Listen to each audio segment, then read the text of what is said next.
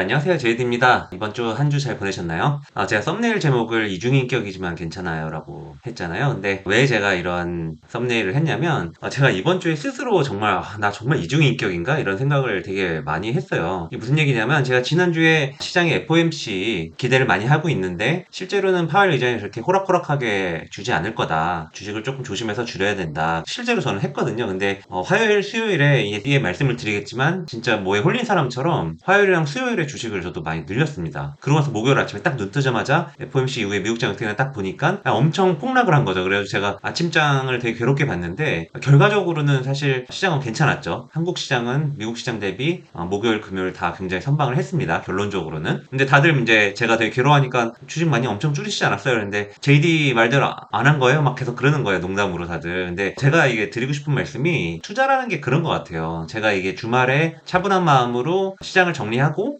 종목을 정리하고 그렇게 했을 때는 굉장히 좋은 최선의 의견이 나가죠. 근데 이제 제가 이거를 장중에 매일 앉아서 붙어서 보다 보니까 그 안에 있는 그런 감정 동요 같은 것들을 저는 굉장히 자제력이 강한 사람인데도 이번 주에는 그걸 거부할 수 없는 흐름이 좀 있었고 참지 못해가지고 JD 말대로 잘하면 될 것 같은데 이제 하준두라는 저라는 실제로 매매를 하는 사람은 굉장히 이게 다릅니다. 그래서 여러분들도 뭐 그런 경험을 많이 하셨을 건데 그래서 이제 이렇게 질렀을 때 조금 타이밍을 맞고 이런 운도 참 중요한 것 같아요. 썸네일에 대한 설명을 좀 드렸고요. FOMC 제가 기대를 너무 하면 안 될 것 같다고 계속 한 2, 3주 동안 말씀을 드렸는데 실제로 그렇게 됐습니다. 성명서 자체는 굉장히 완화적이었는데 파웰 의장이 기자회견 때 특히나 굉장히 매파적으로 나는 주식시장이 전혀 오르길 원하지 않는다는 어떤 그런 의지를 강력하게 보여줬다라고 보여지고요. 금리 인상 속도 자체는 좀 이제 늦춰지겠지만 이런 인상 중단이나 아예 인하 이런 기대감은 아직 이르다. 데이터를 보고선 판단을 하겠다. 다만 금융시장의 안정성이나 이런저런 거는 감안을 하겠다라고 코멘트를 한 걸 봐서는 최근에 전체적인 전 세계적인 어떤 크레딧 이슈나 시장들의 급락들을 보면서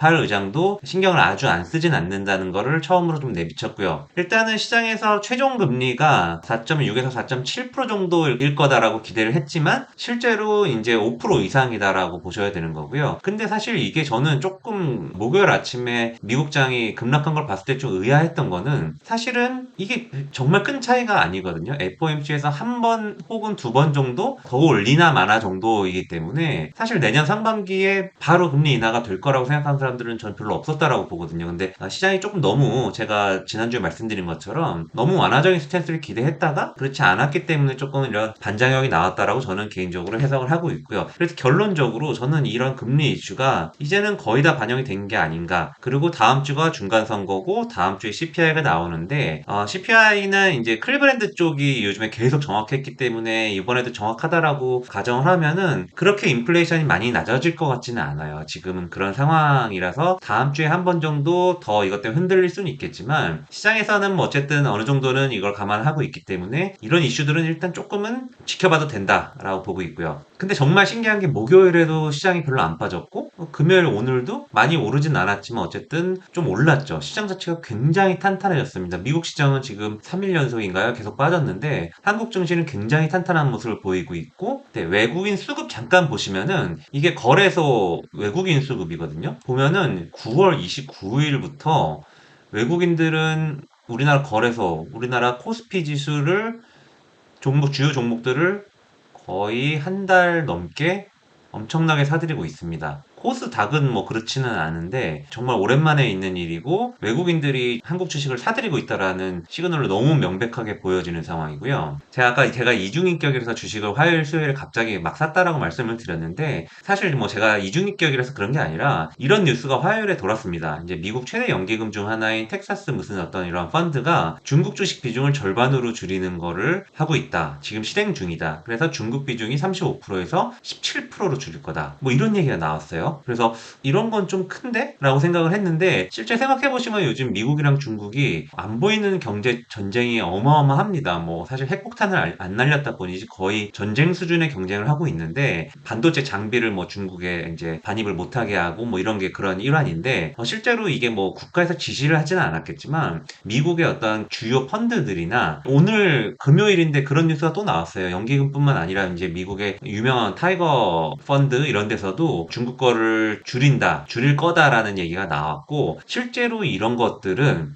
꼭 한국뿐만 아니라 중국에서 이런 비중이 줄어들면은 한국, 인도 이런 쪽으로 많이 유입이 될 수밖에 없습니다. 그리고 제가 이게 정말 너무 중요한 것 같아가지고 외국계 증권사에 다니는 후배들한테 전화 좀 해가지고 야, 요즘에 니네 고객들 뭐 좀 어떠냐 이런 걸 좀 물어봤거든요. 그랬더니 이게 신기하게 유럽 쪽 펀드들에서도 중국을 줄이고 한국의 대형주 위주로 살려고 하는 움직임이 보이고, 더 놀라운 거는 중국의 수많은 펀드들이 있잖아요. 중국 내 어떤 이런 자산 운용사에서도 자국 주식을 줄이고 한국의 비슷한 섹터에 있는 업체들을 살려고 하는 것 같습니다라는 얘기를 들었어요. 그래서 제가 FOMC를 앞두고 미친 사람처럼 주식을 좀 늘렸던 거고요. 그래서 뭐 이런 겁니다. TSMC가 중국 업체는 아니지만 어쨌든 중국의 영향권에 있다라고 봐서 TSMC를 줄인다라고 보면은, 제가 지난주에 말씀드렸던 것처럼 메모리 반도체 압도적인 1위, 그리고 비메모리 2위인 삼성전자로 이런 걸 스위칭을 하려고 하는 거고, CATL이라고 하는 엄청나게 큰 배터리 회사 대신 한국의 LG 에너지 솔루션이나 삼성 SDI 같은 종목들로 편입을 좀 해야 되는 게 아닌가. 그리고 실제로 제가 봤을 때는 최근에 이런 종목들의 수급들을 보면은 심상치가 않아요. 그래서 제가 이런 대형주 위주로 이번 주에 주식을 좀 늘렸고요. 제가 지금 이걸 찍기 전에 한번 다 뽑아봤어요. 근데 제가 말씀드리는 이 종목들은 주식 선물 종목으로 상장되어 있는 거의 뭐 주요 종목들인데, 그래서 뭐 유명한 종목 중에 여기 안 들어있는 애들도 있으니까 그거는 조금 감안해서 봐주셨으면 좋겠고요. 그래서 IT 쪽에서 보면 삼성전자, LG전자, 뭐 삼성전기, 서울반도체 이런 애들이 외국인들이 꽤나 의미 있는 연속 매수를 이어가고 지금 계속해서 이어가고 있고요. 배터리 쪽은 LG에너지솔루션이랑 삼성 SDI가 독보적입니다. 제가 빨간색 표시를 한 거는 현재 시장의 주도주라고 보시면 되는 섹터라고 말씀을 드리는 거고요. 삼성전자 같은 반도체 업체들은 사실 지금 주도주는 아니죠. 이렇게 감안해서 보시면 될 것 같고, 뭐 자동차도 주도주는 아니지만 모비스랑 글로비스가 굉장히 강하고, 바이오 쪽도 삼성바이오로직스가 상당히 유의미해 보여요. 그리고 제가 지난주에도 말씀드렸던 JYP, 최근에 NC소프트, 크래프톤, 펄어비스 이런 종목들도 외국인들이 유의미하게 좀 주식을 매집하는 듯한 모습을 보여주고 있습니다. 조선운송 쪽에서도 대한항공 쪽에 굉장히 유의미한, 모르겠습니다. 이게 제가 말씀드리는 이 순매수 중에는 분명히 숏 커버링이 분명히 있기 때문에 정확하게 발라낼 수는 없다는 점은 꼭 참고하셨으면 좋겠고요. 빨간색 쳐져 있는 방산, 제가 계속 플레이를 하고 있는 섹터인데 한국항공우주랑 LIG 넥스원 수급을 한번 보시면은 엄청나게 좋습니다. 제가 좀 이따 이건 보여드리는 걸로 하고요. 건설이랑 에너지 쪽은 지금 뭐 네옴시티나 미국 쪽, 뭐 유럽 쪽 에너지 개발 이런 것 때문에 이쪽도 상당히 주도 섹터인데, 제가 전혀 보지 못하던 종목도 현대 두산 인프라도 이 영상 준비하면서 보니까 엄청나게 유의미하게 들어오고 있더라고요. 그래서 저도 다음 주에 한번 이거를 다음 주 시작하기 전에 공부를 좀 해야겠죠. 공부를 하고 되면 대응을 해야겠다라고 보고 있고요. 태양광도 하나솔루션 OCI 좋습니다. 물론 다음 주에 중간 선거에서 지금 상하원을 다 공화당이 이길 수도 있는 가능성이 보이기 때문에 조금 뭐 센티가 안 좋아질 수는 있겠지만, 미국은 한국처럼 정권이 바뀐다고 해서 그 전 정권의 모든 걸 그냥 다 엎어버리지는 않거든요. 그래서 너무 걱정하실 필요는 없다고 보여지고, 내수 쪽도 지금 거의 다 완전히 모든 주식들이 좋지는 않아요. 거의 숏 포지션에 가까운데 CJ 제일제당 정도는 굉장히 유의미한 수급이 유입되고 있다라고 보시면 될 것 같아요. 그래서 제가 지난주 포트폴리오는 딱 요 정도였다라고 말씀을 드리고요. 제가 SM 제가 까먹을까봐 적어놨는데, 제가 SM 지난주에 다시 탔다고 말씀을 드렸잖아요. 그리고 바로 수익을 좀 내고 있었다라고 말씀을 드렸는데, 어떤 분이 댓글에 달아주셔서 기타 법인이 SM을 어떤 법인이 사는지 아십니까? 라고 해서 제가 게임 업체입니다라고 말씀을 드렸어요. 저는 이제 사실 알고는 있었는데, 이게 기사가 나왔어요. 컴투스가 하고 있다고. 근데 이제 이 컴투스가 기타 법인 매수가 끝난 것 같다고 또 엄청 팔아 제껴서 완전히 작살이 났어요, 이번 주에. 그래서 저는 SM 가지고 사실 유의미하게 돈을 벌어본 적이 없는데 무슨 고집 때문에 SM을 또 샀다가 또 손절을 했습니다. 그래서 제가 이 방송, 이 영상 찍는 동안에 앞으로 제가 이걸 몇 년을 할지 모르겠지만 쌤은 다시는 안 살 거라고 약속을 드리고, 어쨌든 코덱스 S&P 500 선물 제가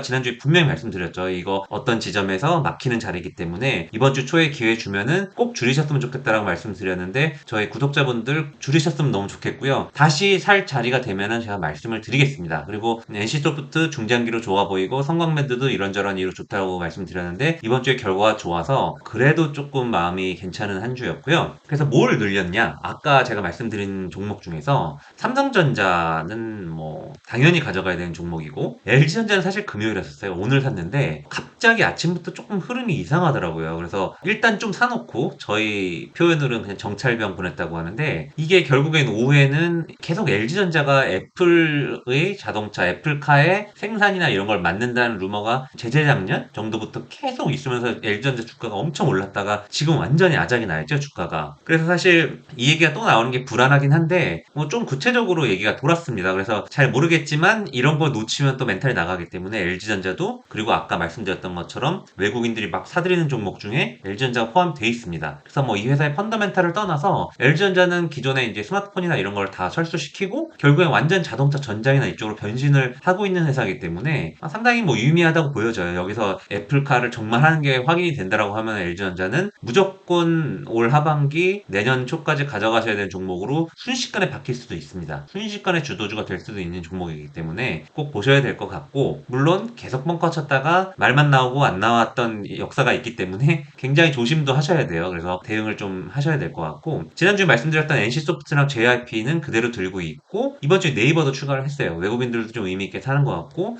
자리 자체도 좀 돌리고 있고 이제 네옴시티에 이제 뭐 빈살만이 한국에 이제 방문을 한다고 하잖아요. 11월에 월드컵 전후로 해서 들어오는데 이제 수혜주들이 굉장히 많죠. 수혜주들이 굉장히 많은데 근데 이 사우디 수주 지원단 참여 기업 리스트인데 이게 뭐 공문 같은 거예요. 정부 공문 같은 건데 뭐 쌍용건설, 삼성물산, 현대건설, 현대엔지니어링, GS건설 뭐 대표주는 사실 한미글로벌이죠. 한미글로벌이 이쪽에서 완전 대장 업체인데 어쨌든 이런 컨셉으로 저는 현대건설 이런 거를 좀 편입을 했어요. 이번 주에 뭐 수익을 많이 내진 못하고 그냥 뭐 똔똔 정도지만 어쨌든 이런 컨셉으로 결국에는 미국도 지금 에너지 쪽이 장난이 아니거든요. 투자나 이런 게 장난이 아니기 때문에 제가 세아제왕지주랑 휴스틸 이런 거 한두 달 전에 사서 뭐 다들 같이 많이 버셔서 기분 좋았던 종목인데 다시 좀 사들어가고 있습니다. 세아제왕지주, 휴스틸 뭐 이런 거 사면서 뭐 수익을 지금 크게 내고 있진 못하는데 이런 종목 그리고 뭐 재룡전기 이런 거 좀 가져가고 있어요. 사실 이쪽 섹터의 대장주는 현대일렉트릭이지만 그건 아직 못 샀습니다. 지금 조정을 안 주고 있기 때문에 못 사고 있고 그래서 기회가 주면 무조건 살 걸로 보고 있고요. 성광밴드 계속해서 가져가고 있고 지난주에 손절을 했다고 말씀드렸던 하나솔루션도 여러 가지 이유로 다시 편입을 했습니다. 제가 5년 정도 이제 전업투자자 생활을 하면서 배운 거는 유연해야 된다. 무조건 내가 이 종목 한번 물렸다고 해서 다시는 난 저거 안 해.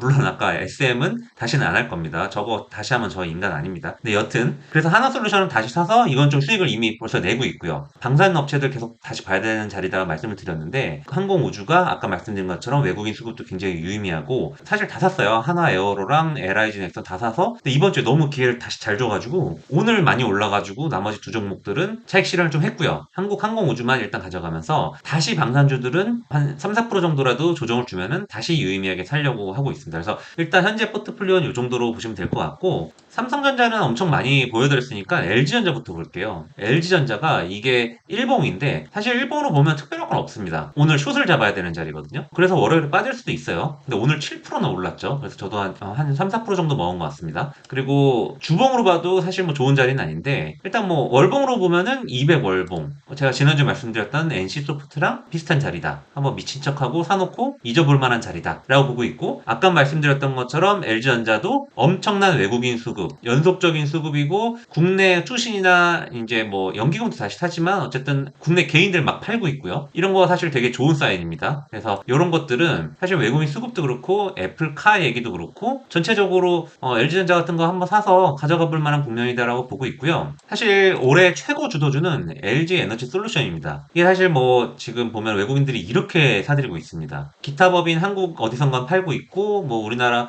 연기금은 그렇게 많이 사고 있지는 않지만 외국인들은 엄청나게 사고 있고 개인들은 엄청나게 팔고 있고 다만 이런 식의 수급 이슈 때문에 들어오는 이런 과매수는 조금 불편해 보이긴 해요. 지금 이 종목이 시가총액이 이제 거의 140조에 가까운 회사인데 사실 이익으로 보면은 그렇게 엄청난 규모는 아니거든요. 이익 자체가. 그래서 저도 뭐 이미 이런 숫자를 보고 하는 투자를 별로 하지는 않지만 이런 걸 좀 감안을 해야 될 것 같아가지고 저는 오늘 1% 넘게 오를 때 그냥 에너지 솔루션은 다음 주 정도에는 한두 번 조정이 올 것 같아가지고 정말 뜻밖의 갑자기 숏 포지션을 조금 잡고 끝냈고요. 그래서 오늘 이미 수익을 한 0.7% 정도 내고 시작을 했다라고 보시면 될 것 같고요. 뭐 분봉으로 봤을 때 뭐 한 이런 자리에서 잡았다라고 보시면 될 것 같고요. 네, 네이버도 한번 같이 보실까요? 네이버도 10월 13일 정도의 저점을 찍고 다시 한번 10월 27일 정도까지 거기까지 밀렸다가 지금 어쨌든 조금 단단해지는 모습을 보이고 있어요. 그래서 주봉으로도 한번 보시면은 제가 계속 말씀드렸던 뭐 RSI나 이런 지표들 보면은 굉장히 과매도권에 해당이 돼 있고 이게 추세적으로 계속 오를 거다라고 보지는 않지만 아까 말씀드렸던 외국인 수급이 계속해서 유입이 된다라고 하면은 120 월선 위로 정도는 주가로 말하면 한 20만 원 근처까지는 한번 트라이를 해볼 만하지 않을까라고 보고 있고요. 이건 사실은 외국인은 계속 팔고 있다가 엄청나게 팔고 있다가 이 10월 31일에 굉장히 유의미한 금액이 유입되고 그 이후에 조금 수급이 바뀌고 있어요. 그래서 이런 것들 사실 알 수는 없지만 이렇게 조금 보셔야 될 것 같고요. 아까 말씀드렸던 대한항공도 여기 외국인 수급 보시면은 정말 엄청납니다. 이게 진짜 쇼커버라고만 말하기는 참 애매할 정도로 이게 언제부터예요? 9월 초 정도부터 국내 기관은 미친 듯이 팔고 연기금도 미친 듯이 파는데 외국인들이 다 받아먹고 있습니다. 이거는 단순히 쇼커버로 보여지지는 않고요. 저도 대한항공을 사실 안 보고 있었어가지고 그냥 좀 사지도 않고 그러고 있었는데 주봉으로 봤을 때도 지킬 자리를 지키고 올라갔네? 그럼 이런 거 한번 따라 붙어볼까? 좋은 자리들을 지키냐 안 지키냐, 무너지면 못 지킨다라고 보는 거고 지지가 되고 그러면은 이걸 밟고 올라갈 거다라고 보는 기본적인 그런 확률론으로 보는 거고요. 그래서 대한항공 이런 거 저도 아직 사지는 못했지만 조금 유의미해 보이고요. 한국항공우주 이런 것도 보시면은 외국인 수급이 엄청나죠. 뭐 엄청납니다. 9월 말 정도부터 엄청나게 사들이고 있고 연기금도 과세하고 있고 역시나 국내 개인들만 팔고 있죠. 자리도 보시면은 많이 조정을 받았다가 방산주 중에서 제일 부진했죠. 사업 제일 부진하고 숫자 제일 약하다 제일 부진했는데 10월봉, 50주선 이런 것들을 200일선 다 유의미하게 또 다시 올라가고 수급도 좋고 그리고 올해 내내 지배해온 완벽한 주도주군이고 2022년 1월부터 주가가 이렇게 됐습니다. 어쨌든 간에 주도주군에 있다라고 볼 수 있어요. 그래서 이런 종목들 위주로 좀 가져가시면 될 것 같고 저도 아직 안 산, 저는 이게 이름이 현대두산인프라코어로 바뀐 것도 좀 전에 알았어요.